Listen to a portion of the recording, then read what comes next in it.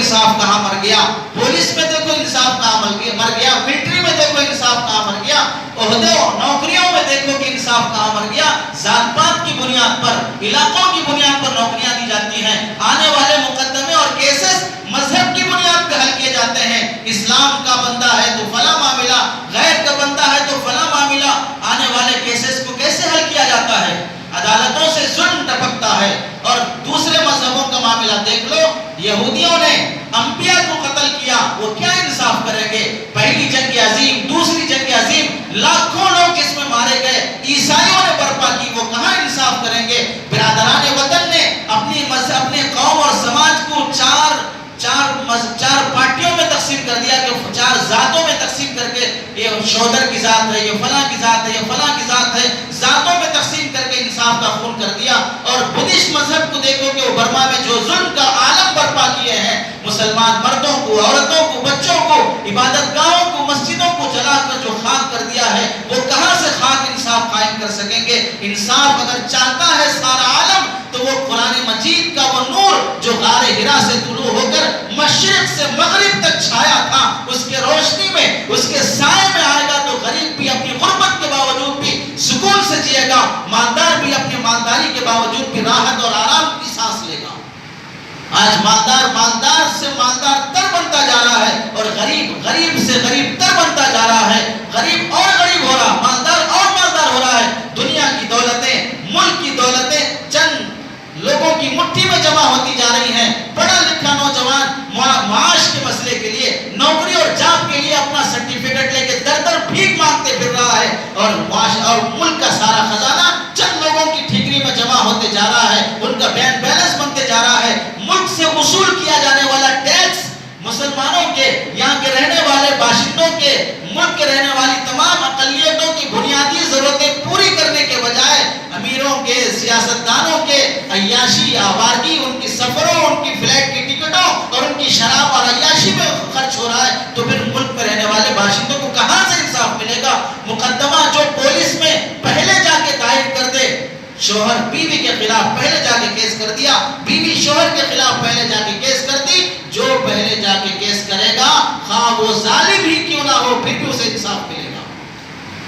اور جو دیر سے آئے گا، بعد میں عدالت میں، کورٹ میں، پولیس میں آئے گا، وہ بعد میں آنے والا ہے، خواہ وہ مظلوم ہی کیوں نہ ہو، اس کے ساتھ ناانصافی کی جائے گی۔ جو پہلے آ گیا، تم قتل کر دو، پہلے جا کے کیس کر دو، تمہارا جرم تھوڑا ہلکا ہو جائے گا۔ یہ تھوڑی انصاف کہا جاتا ہے اسے؟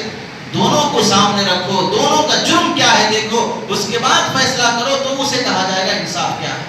مالداروں کے لیے الگ معاملہ، یا تو کسان سے ایک ایک پیسہ وصول کیا جائے اور بینکوں کا لاکھوں روپے لے کے لوگ ملک چھوڑ کے چلے جائیں، ان کے ساتھ کوئی پوچھ تاچھ نہ ہو، اسے انصاف تھوڑی کہا جاتا ہے۔ انصاف میں مذہب اور باشندوں کے ساتھ، قوم کے ساتھ، اقلیت کے ساتھ اونچ نیچ کا معاملہ کیا جائے گا تو پھر قوم کبھی پنپ نہیں سکتی ہے، اس قوم میں کبھی ترقی نہیں ہو سکتی ہے۔ دیکھو انصاف وہاں صحابہ کے زمانے میں حضرت عمر رضی اللہ عنہ کے پاس مقدمہ آیا کس بات کا، کہ تمہارے بیٹے ابو شہمہ نے شراب پی ہے۔ شاہ ولی اللہ محدث دہلوی رحمۃ اللہ علیہ نے ازالۃ الخفا میں یہ حدیث نقل فرمائی، حضرت عمر رضی اللہ عنہ کے بیٹے ابو شہمہ نے شراب پی، اور شراب پینے کا گناہ 80 کوڑے مارے جاتے ہیں۔ حضرت عمر کو خبر پہنچی، اپنے بیٹے کو لوگوں کے سامنے کھڑا کیا، 80 کوڑے مارے۔ وہ کمزور تھا یا بیمار ہو گیا تھا، بہرحال 80 کوڑے پورے ہوئے۔ 1-2 دن تک خلیفہ امیر المؤمنین عمر رضی اللہ عنہ کا بیٹا شراب پینے کے جرم میں کوڑے کھا رہا ہے۔ اس احساس اور غم نے اسے اتنا لاغر کیا، 2-4 روز کے بعد اس کا انتقال ہو گیا۔ حضرت عمر کے بیٹے کا انتقال ہو گیا۔ حضرت عمر بن عاص رضی اللہ عنہ گورنر ہیں ایک علاقے کے، وہاں گھوڑ دوڑ کا کمپٹیشن ہو رہا ہے، کس کا گھوڑا آگے جائے گا۔ ایک غریب کا گھوڑا آگے چلا گیا تو حضرت عمر بن عاص غالباً ان کے فرزند نے جس کا گھوڑا آگے گیا ہے، ان کے گھوڑے سے آگے چلا گیا، ان کا گھوڑا ہار گیا تو ان کے بیٹے نے اس غریب کو بلا کر گھوڑے مارے۔ اس غریب کو اس امیر کے بیٹے نے، گورنر کے بیٹے نے بلا کر گھوڑے مارے کہ تیرا گھوڑا میرے گھوڑے سے آگے چلا گیا۔ اور وہ غریب کس سے شکایت کرے؟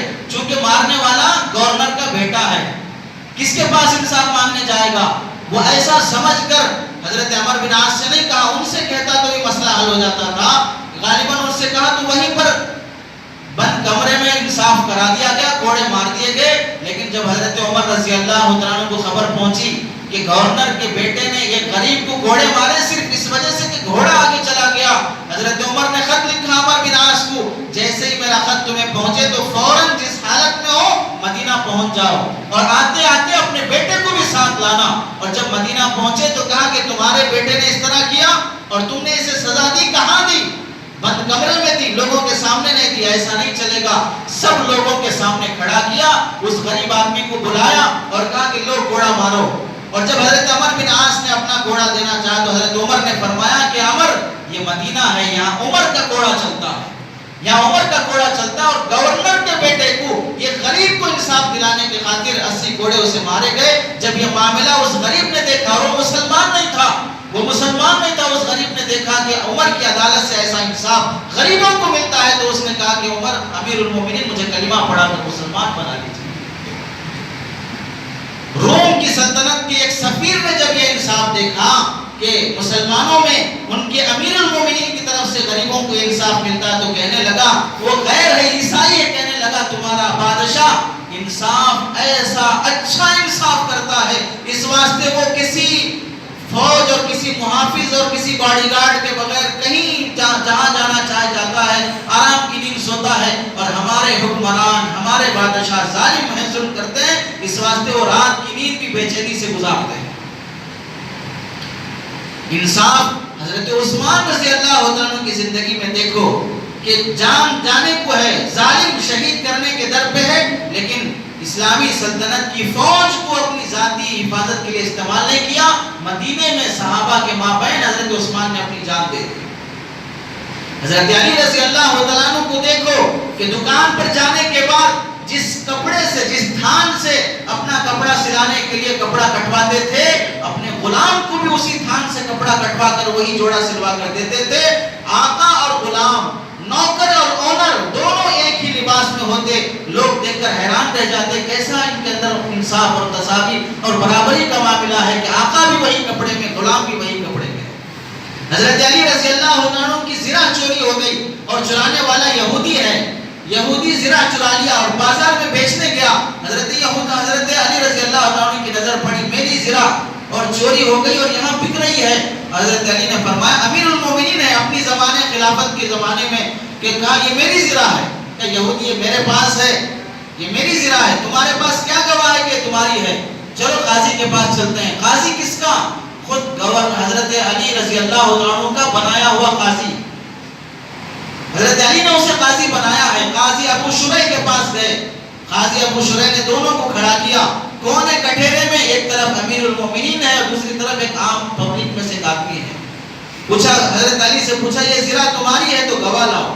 حضرت علی رضی اللہ عنہ نے اپنے ایک آدمی کو گواہی میں لایا، اور دوسرا گواہ حضرت علی رضی اللہ عنہ کے بیٹے حضرت حسن رضی اللہ عنہ کو گواہی میں پیش کیا۔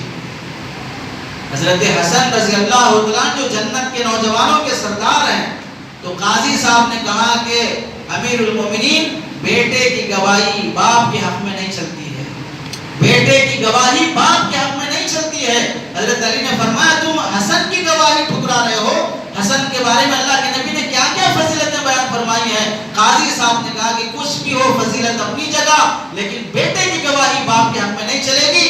آپ کے پاس دو گواہ نہیں ہے تو آپ زرہ آپ کی نہیں ہے، زرہ یہودی کی ہے، اس کے حق میں فیصلہ کر کے عدالت سے نکل رہے ہیں۔ امیر المومنین خالی ہاتھ، یہودی کے ہاتھ میں زرہ ہے۔ جب یہودی نے انصاف دیکھا تو حضرت علی سے فرمایا، اسلام اتنا واضح اور انصاف پسند مذہب ہے، تو اس مذہب میں زرہ کی خاطر کیا، زرہ بھی دے دو اور مجھے اپنا کلمہ اسلام مجھے دے دو، اور کلمہ پڑھ کے مسلمان ہوا۔ آج کی عدالتوں میں کیوں انصاف نہیں ہے؟ آج معاشرے میں کیوں انصاف نہیں ہے؟ ہر کوئی کسی کو ہڑپنا چاہتا ہے، قرض کی خاطر قرض خواہ اس کی بیوی کا صدقہ نیلام کرنا چاہتا ہے، اس کے گھر پہ قبضہ کر رہا ہے، ہر دن اسے ٹارچر کرتا جا رہا ہے۔ قرض کی وجہ سے منڈیوں پہ فروٹس بیچنے والے، پھول بیچنے والے 5,000 10,000 اللہ کے قادر سود لے کے زندگی گزار رہے ہیں. رات ہونے کے بعد کوئی تو وہی سودی دھندے میں اپنے اس مٹی پہ دینے والے کو لے جا کے حلال کمائی واپس کر رہا ہے, اور کوئی شام ہوتے ہی شراب پی کے اپنے گھر واپس جا رہا ہے. اس سے کتنے معاشرہ برباد ہو رہا ہے, کتنے لوگ اس ظلم کی آگ میں, اس ناانصافی کی آگ میں جل رہے ہیں, اور کتنے خاندان برباد ہوتے جا رہے ہیں. ویلنٹائن ڈے کا کل دن گزرا, اس میں کتنی بے حیائی گزری, کتنی بے فحاشی ہوئی. اجنبی کسی بھی نمبر پر میسج کر دیا میں تمہیں محبت کرتا ہوں, آئی لو یو, فلاں فلاں کر دیا, وہ میسج اس کے شوہر نے دیکھ لیا بدگمانی سے کہ یہ کسی سے غلط تعلق رکھی, حالانکہ نہیں جانتی وہ کون ہے کیا ہے. شوہر نے اسے طلاق دے دیا. غلط نمبر, رانگ نمبر پہ کال کر دیا, کوئی لڑکی نے اٹھا لیا. اب وہ ادھر سے کہہ رہا ہے کہ میں تم پہ عاشق ہو گیا, میں تم پہ فدا ہو گیا, میں تم سے محبت کرتا ہوں. وہ کہہ رہی رانگ نمبر ہے, میں تم سے بات نہیں کروں گی, اتنا بول کے رکھ دی. لیکن اس من چلے نے بار بار اسے پریشان کرتا رہا, میسیجز کرتا رہا. اتفاق سے ساس نے وہ فون دیکھ لیا, اور کئی میسیجز ہیں, کئی نمبر ہیں, اور دوست نے اپنے شوہر سے کہا. شوہر نے دیکھا تو فوراً غصے میں آیا, بھائیوں کو بلایا اور کہا تمہاری بہن ایسی ہے. ایک بھائی غصے میں آیا, کچھ پوچھے بغیر بہن کو قتل کر دیا, اور بہن کے قتل کے جرم میں بھائی جیل میں چلا گیا. اب بھائی جب جیل میں گئے, ایک بھائی کو احساس ہوا کہ اتنا سارا ہو گیا, ہم نے بہن سے پوچھا تک نہیں کہ تیرا اس میں کیا رول ہے. جب کال لیسٹ اٹھا کے دیکھا گیا تو اس بہن نے صرف اتنا کہا تھا کہ رانگ نمبر ہے, میں تم سے بات نہیں کروں گی. اس کے علاوہ کوئی اس بہن کی غلطی نہیں تھی. بلا کسی گناہ کے بہن کا قتل ہوا, بھائی جیل میں گیا, خاندان برباد ہوا. کس وجہ سے؟ ایک ظالم نے, ایک خبیث انسان نے ایک غلط نمبر پر اپنا میسج کر کے اس خاندان کو تباہ و برباد کر دیا. کہاں سے مسلمان معاشرہ یا دنیا میں رہنے والی یہ پبلک, یہ قوم اس سکون سے کیسے جیے گی جب قرآن حدیث کے خلاف ان کی زندگیاں گزر رہی ہوں؟ تو بزرگوں, اپنی بیویوں کے ساتھ انصاف, اپنے بچوں کے ساتھ انصاف, اپنے ہاتھ کے نیچے کام کرنے والے نوکروں کے ساتھ انصاف, اپنے پاس پڑھنے والے اسٹوڈنٹ اور طلبہ کے ساتھ انصاف, اپنے پڑوس میں رہنے والے مسلم اور غیر مسلموں کے ساتھ انصاف کرو. اللہ کے نبی صلی اللہ علیہ وسلم نے فرمایا انصاف کرنے والے کو اللہ تعالیٰ کل قیامت کے دن عرش کا سایہ دیں گے, جس دن اللہ کے سائے کے علاوہ کوئی سایہ نہیں ہوگا. اللہ تعالیٰ سے دعا ہے کہ ہم سب کو عمل کی توفیق نصیب فرمائے. وآخر دعوانا الحمدللہ رب العالمین.